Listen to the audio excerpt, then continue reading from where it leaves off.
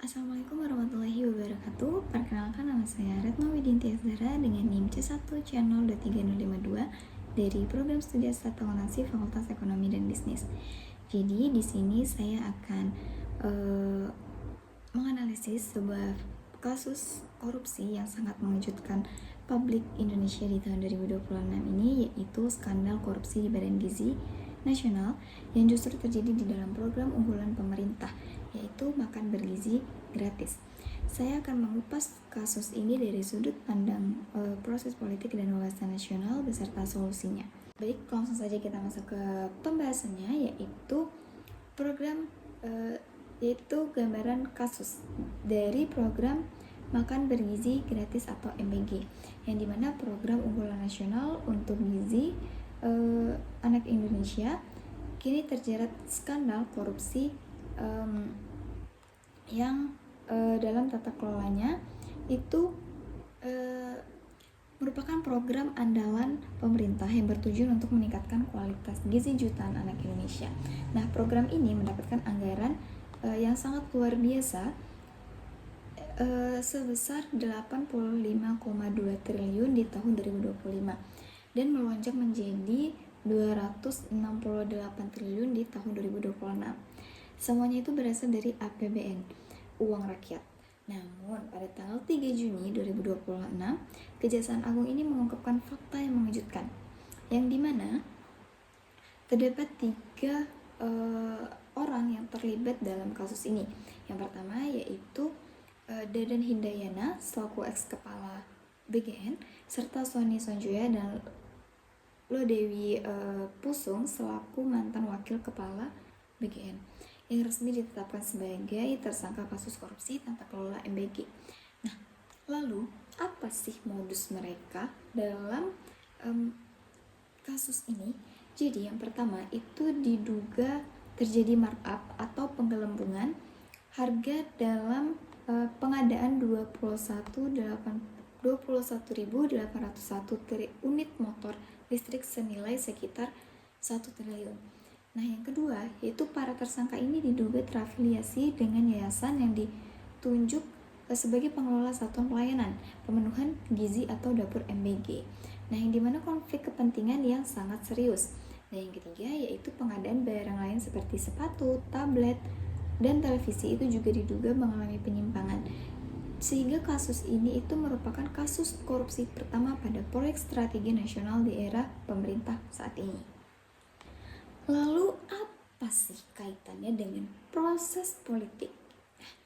Jadi dalam ilmu politik, proses politik itu mencakup 3 hal utama. Yang pertama yaitu rekrutmen pemimpin, pembuatan kebijakan, dan mekanisme pengawasan. Nah, dalam kasus MBG ini mengungkapkan kegagalan di ketiga aspek tersebut secara sekaligus.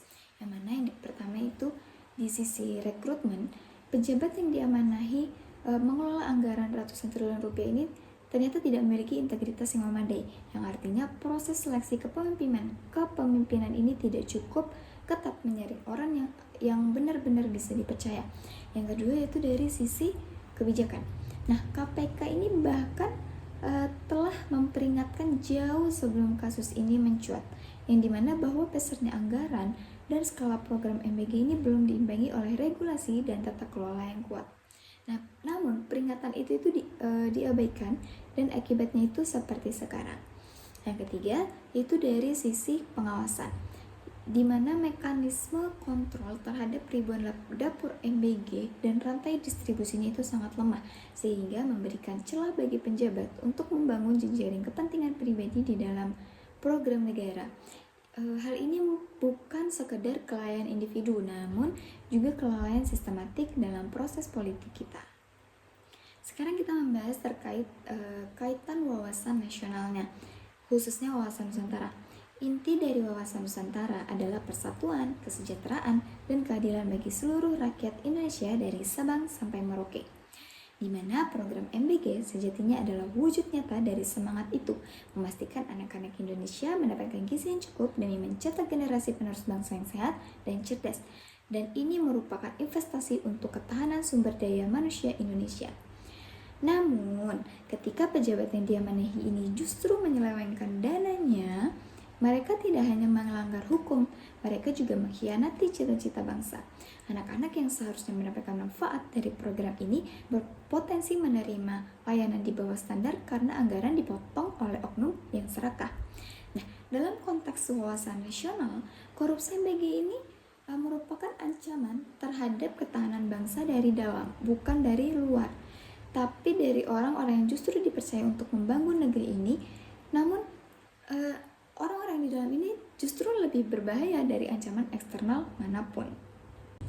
Lalu apa aja sih yang harus kita lakukan atau langkah pencegahan dan penindakan untuk menangani atau mencegah kasus-kasus seperti ini lagi? Nah, ada beberapa solusi yang perlu diterapkan. Yang pertama yaitu setiap program berskala nasional, terutama yang melibatkan anggaran triliunan rupiah, itu harus lebih dahulu memiliki kerangka regulasi, tata kelola, dan mekanisme pengawasan yang kuat dan detail. Jangan jalankan program besar tanpa sistem kontrol yang matang. Dan yang kedua yaitu lembaga pengawasan seperti KPK dan BPK itu harus dilibatkan sejak tahap perencanaan, bukan hanya setelah masalah ini muncul. Nah, lalu yang ketiga itu menerapkan transparansi penuh dalam pengadaan barang dan jasa, termasuk pembukaan informasi pemilik manfaat akhir dari setiap vendor yang terlibat, agar tidak ada pejabat yang bersembunyi di balik nama perusahaan atau yayasan lain. Yang keempat yaitu memberikan hukuman yang tegas dan maksimal sehingga korupsi yang menyentuh hajat hidup rakyat banyak, apalagi yang mendasari program untuk anak-anak itu harus mendapat sanksi yang paling berat. Dan yang kelima, ini merupakan tugas kita semua, yang dimana kita harus jadi warga negara yang kritis, mengawasi kebijakan publik, baca berita dari sumber terpercaya, dan berani untuk melaporkan dugaan penyelewengan melalui kanal resmi seperti KPK atau Kejaksaan Agung. Baiklah, dari materi yang sudah saya sampaikan tadi, dapat kita tarik kesimpulan bahwa kasus korupsi di Badan Gizi Nasional bukan sekadar skandal birokrasi biasa. Ini merupakan cermin dari kegagalan proses politik di negara kita dalam merekrut kepemimpinan yang berintegritas, membuat kebijakan yang terkawal, dan memastikan pengawasan yang efektif. Jika dilihat dari sudut pandang wawasan nasional, ini merupakan pengkhianatan terhadap masa depan anak-anak di Indonesia. Nah, sebagai generasi muda, kita tidak boleh diam saja. Kita harus menerapkan sikap anti korupsi, bukan hanya tugas penegak hukum, tapi juga tanggung jawab kita bersama sebagai warga negara yang mencintai bangsa ini. Sekian video analisis dari saya. Terima kasih sudah menyaksikan hingga akhir. Mohon maaf apabila terjadi kesalahan. Mohon maaf apabila terjadi salah kata dalam penyampaian. Semoga bermanfaat. Wassalamualaikum warahmatullahi wabarakatuh.